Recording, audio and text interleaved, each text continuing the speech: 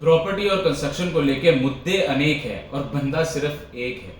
अगर अमिताभ होम्स के official page को फेसबुक और इंस्टाग्राम पे फॉलो नहीं किया और यूट्यूब पे सब्सक्राइब नहीं किया तो जल्दी जाके आप सब्सक्राइब कीजिए, फॉलो कीजिए, क्योंकि मैं आपको समझाने की कोशिश करूंगा कि मकान बनते वक्त, कंस्ट्रक्शन होते वक्त आपके बिल्डर और आपके ठेकेदार के ऊपर आप चेकआउट कैसे कर सकते हो। हमारा पहला एपिसोड, जिसके अंदर जैसे मैंने पहले अनाउंसमेंट वीडियो में भी बताया था, हमारा पहला एपिसोड ब्रिक्स के ऊपर है।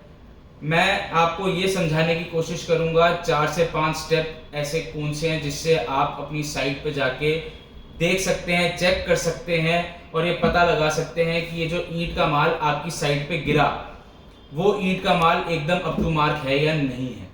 तो ईंटों को लेके सबसे पहली चीज है हमारी शेप एंड साइज, कि शेप और साइज कैसे होना चाहिए। देखो ईंट जो है ना, उसका शेप और साइज ना बहुत ही ज्यादा उबड़ खाबड़ वाला नहीं होना चाहिए, ज़्यादा क्रैक्स वाला नहीं होना चाहिए। अब जैसे ये ईंट है, इसके अंदर अगर ये देखो जैसे कॉर्नर ये थोड़े बहुत अगर टूट वूट भी गए तो इसमें कोई दिक्कत नहीं होती। लोडिंग एंड अनलोडिंग के टाइम में ऐसा हो जाता है, बहुत प्रैक्टिकल, बहुत स्वाभाविक है, कोई ऐसी बात नहीं है इसके अंदर। बट हाँ, शेप आपकी थोड़ी स्मूथ फिनिश में होनी चाहिए, ज़्यादा उबड़ खाबड़ नहीं होनी चाहिए। और जहाँ तक साइज़ की बात है, देखो ये होती है लंबाई। मैं थोड़ा आपको लेमैन लैंग्वेज में बताऊंगा, वैसे इसको स्ट्रेचर भी कहते हैं, लेकिन ये लंबाई, ये चौड़ाई और ये आपकी हाइट या गहराई भी इसको कई लोग बोलते हैं। तो आपकी लंबाई जो है वो 9 इंच, आपकी चौड़ाई जो है वो 4 या 4.25 इंच होनी चाहिए। मैं आपको ये दिखा देता हूँ, जैसे ये इंची टेप से भी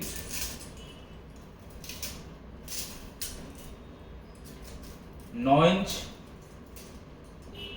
बाई 4.25 इंच, ये 4.25 है। अगर वैसे 4 इंच होनी चाहिए, अगर 4.25 भी है तो कोई इशू नहीं है। और बाय 3 इंच अगर आप ये देखें तो ये 3 इंच, तो 9, 4, 3 ये आपके ईंट का साइज का डायमेंशन होना चाहिए। अगर 4 का 4.25 भी हो जाए तो कोई उसके अंदर ज़्यादा मेजर प्रॉब्लम नहीं होती। दूसरी चीज़, कलर। कलर देखो, आपकी ईंट का बिल्कुल ही कोरा रेड हो तो वो भी कोई ज्यादा अच्छी ईंट मानी नहीं जाती। आपकी ईंट का जो कलर है वो होना चाहिए रस्टिक कलर। रस्टिक कलर आपकी ईंट का कलर होना चाहिए। अगर रस्टिक कलर है तो बढ़िया है। ईंट में कई बार कुछ हिस्सों के अंदर यहाँ पर अगर आप देखेंगे तो कई जगहों पे पैचेस होते हैं काले रंग के, ब्लैक कलर का पैच, वो ओवर बर्न ईंट होती है, ब्रिक होती है। उसको इस्तेमाल नहीं करना कभी भी, उस ईंट को कभी इस्तेमाल नहीं करना। बाकी चलता है। अब जैसे यहाँ पर आप देखोगे एक येलो कलर का पैच है, एक यहाँ पर येलो कलर का पैच है छोटा सा। ये इतना छोटा मोटा चलता है, कोई इसके अंदर ज़्यादा दिक्कत नहीं होती। हाँ, जैसे ये ईंट है, इस ईंट के अंदर ये देखो, ये एक मेजर हिस्सा, ये पूरा हिस्सा, ये पूरा हिस्सा, ये येलो है। तो ये वाला जो येलो कलर की ईंट है ये हमें इस्तेमाल नहीं करनी, हमारे को रस्टिक कलर की ईंट चाहिए होती है। तीसरी चीज़, फ्रॉग। ये जो हिस्सा होता है ये सिर्फ नाम लिखने के लिए नहीं होता या अपनी ईंट का मार्का लगाने के लिए नहीं होता, ये बेसिकली फ्रॉग होता है, ये डेप्थ होती है। ये जो फ्रॉग की डेप्थ है ये 20 mm की होनी चाहिए, लेस देन 1 इंच। 20 mm का फ्रॉग होना चाहिए। फ्रॉग होता क्या है, बेसिकली ये बनाया जाता है इसलिए कि जब इसके ऊपर मसाला लगता है, सीमेंट लगता है, तो उसके ऊपर जब ईंट रखी जाती है तो उसके बीच की जो बाइंडिंग होती है, बॉन्डिंग होती है, वो स्ट्रांग हो सके। उसकी मजबूती के लिए ये फ्रॉग बनाया जाता है। तो वो जब स्ट्रांग रहेगा तो कल को बाय चांस अगर कोई अर्थक्वेक आता है या कोई हादसा होना हो तो वो ईंट जो है वो मजबूती से अगर लगे, उसकी बॉन्डिंग अगर स्ट्रांग है तो वो कहीं नहीं जाएगी, कहीं भी नहीं जाएगी। चौथा स्टेप हमारा है मेटेलिक साउंड। मेटेलिक साउंड का मतलब क्या हुआ, आपने जाना है अपनी साइड पे, दोनों ईंटों को उठाना है और इनको आपस में ऐसे बजाना है। मेरे को पता नहीं आपको वीडियो में सुनाई दे रहा है या नहीं दे रहा है, लेकिन अगर आप ऐसे करते हैं तो कुछ मेटेलिक साउंड आती है।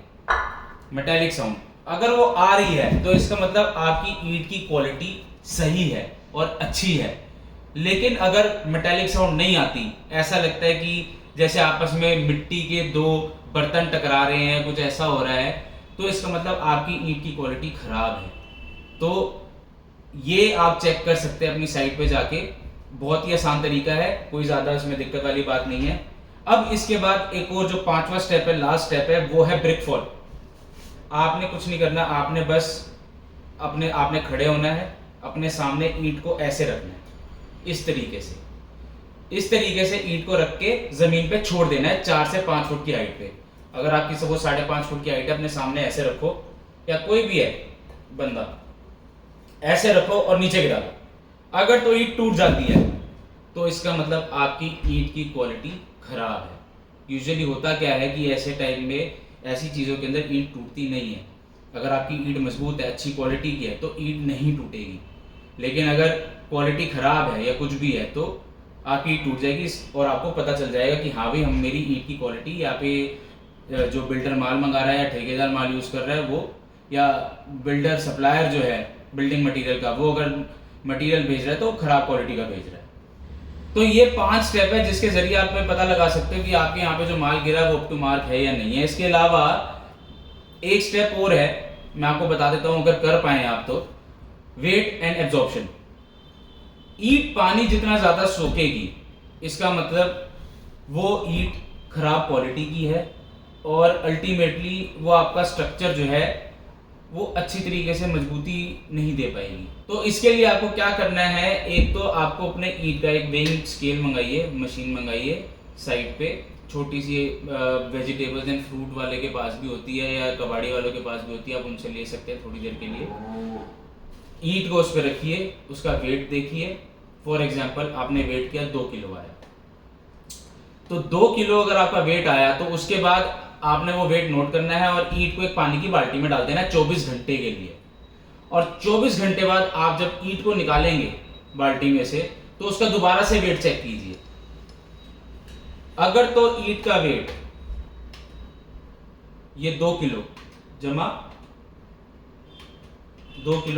20%, यानी कि 2.4, 2 किलो 400 ग्राम। 2 किलो 400 ग्राम से अगर लेस है तो इसका मतलब आपकी ईंट सही क्वालिटी की है।